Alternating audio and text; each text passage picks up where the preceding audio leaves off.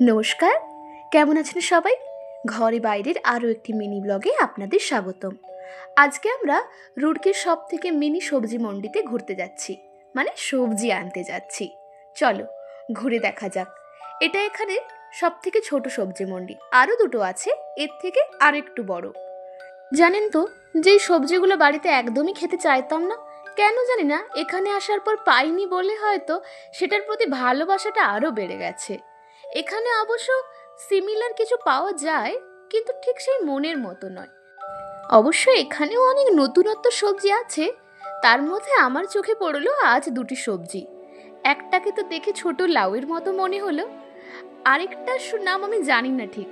আমি দাদাভাইকে জিজ্ঞাসা করলাম যে দাদাভাই এটার নাম কি। এবার শোনো দাদাভাই রিপ্লাই। भैया इस सब्जी का नाम क्या है? ये गवार फली है। ये गवार फली है। गवार फली। इसको पढ़ा है यानी कि इसके मम्मी पापा ने। ये गवार है।